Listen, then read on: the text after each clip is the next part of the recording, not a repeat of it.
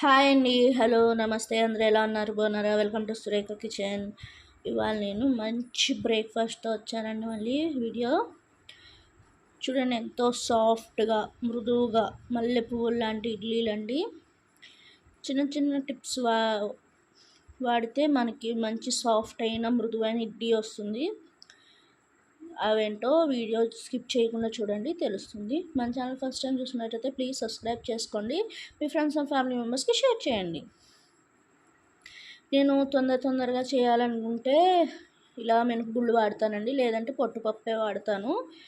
మనకి కొత్త పప్పు అయితే మంచి గుల్లగా వస్తాయండి ఇడ్లీలు. కానీ ఇడ్లీ గ్రైండ్ చేస్తేనే మనకి అంత సాఫ్ట్ అయిన మృదువైన ఇడ్లీలు వస్తాయి, లేదంటే గట్టిగా వచ్చేస్తాయి. మిక్సీలో వేస్తే పప్పు శుభ్రంగా 3-4 టైమ్స్ కడిగేసుకున్నాక గ్రైండర్లో వేసి వాటర్ పోసి గ్రైండ్ చేసుకోవాలి. పప్పు గ్రైండ్ కన్నా ముందు ఒక 1 అవర్ ముందు ఇలా రవ్వ తీసుకోవాలండి. ఒక గ్లాస్కి 3 గ్లాసెస్ రవ్వ కంపల్సరీ పడుతుంది. అది పాత పప్పు అయితే 2 గ్లాసెసే. మనకి ఇది కొత్త పప్పు ఉరుము అవుతుందన్నమాట, బాగా గుల్లగా వస్తాయి ఇడ్లీలు. అందుకే నేను ఇక్కడ 1:3 రేషియోలో ఇడ్లీ రవ్వ తీసుకుంటున్నాను. ఇడ్లీ రవ్వ కూడా బాగా మెత్తగా ఉండకూడదండి, కొంచెం బరకగా మరుంగా ఉన్నదే తీసుకోండి. అప్పుడే ఇడ్లీ మనకు పర్ఫెక్ట్గా వస్తాయి.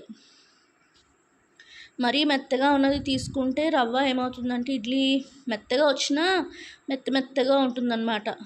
అందుకే మెత్తగా అంటే నోటికి అంటుకుపోయినట్టుగా జిగురుగా ఉంటుంది.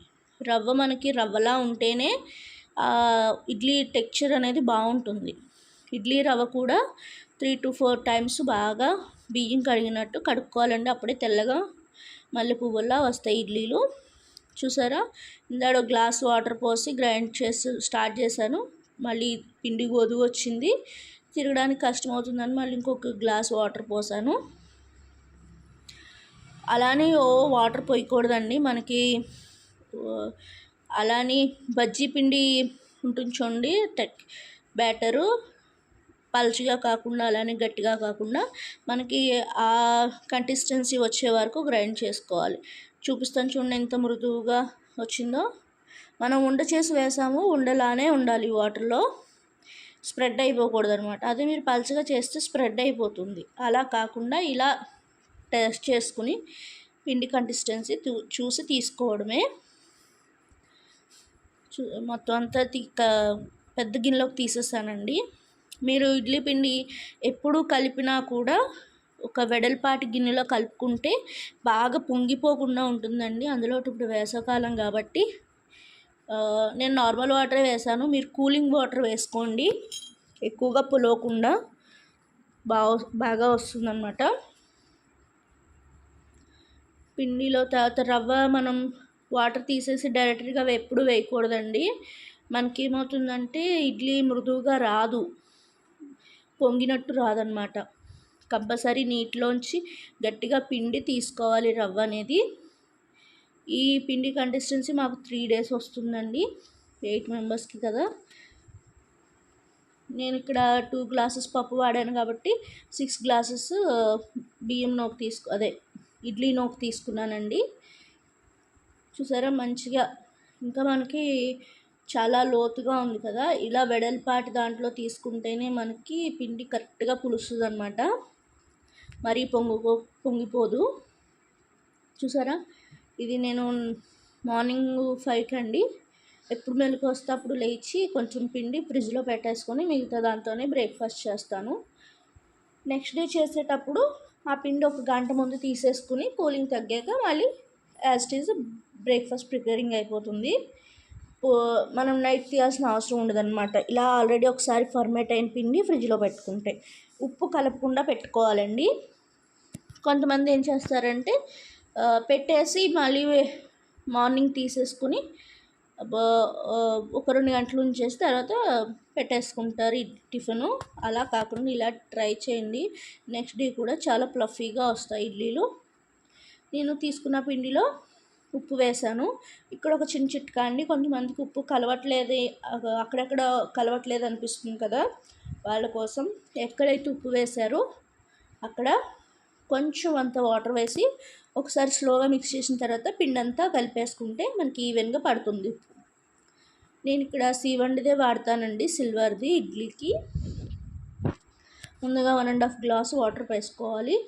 మీరు ఎక్కువ పోసారంటే ఇడ్లీ మొత్తం పొంగిపోతాయి పైకి. అలా జరగకూడదంటే వాటర్ కరెక్ట్గా పోసుకోవాలి. కొంతమంది ఇడ్లీ రేకులకి ఆయిల్, నెయ్యి అలా అప్లై చేస్తారు. నేను అసలు అవేమీ చేయను.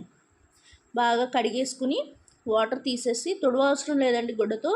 వాటర్ తీసేసిన తర్వాత జస్ట్ ఇడ్లీ పిండికి వేసేసుకుంటే సరిపోతుంది. ఇడ్లీ పిండి కూడా బాగా ఫుల్గా వేయకూడదండి. మనకి అది లోతు ఎంతవరకు ఉందో చూసుకుని అంతవరకే వేసుకోవాలి.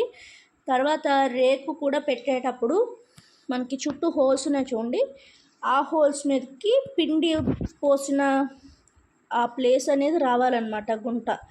అలా అడ్జస్ట్ చేసి పెట్టుకుంటే మనకి ఆవిరి ఈవెన్గా స్ప్రెడ్ అయ్యి ఇడ్లీ అన్నీ పై రేకేంటి కింద రేకేంటి చాలా పర్ఫెక్ట్గా కుక్ అవుతాయి అన్నమాట.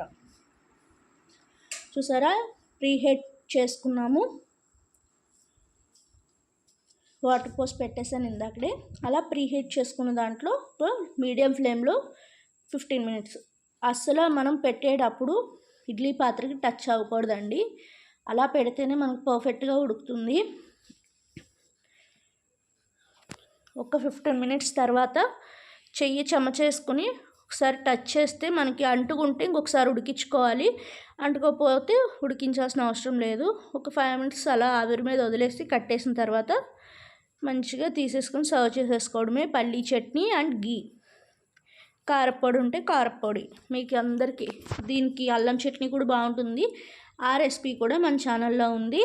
అలాగే ఇదే ఇడ్లీ పిండితో మినప రొట్టి కానీ గుంట పొంగనాలు కానీ వేసుకోవచ్చు. ఆ రెసిపీస్ కూడా మన ఛానల్లో ఉన్నాయి, కింద డిస్క్రిప్షన్లో ఇస్తాను, చూసేయండి.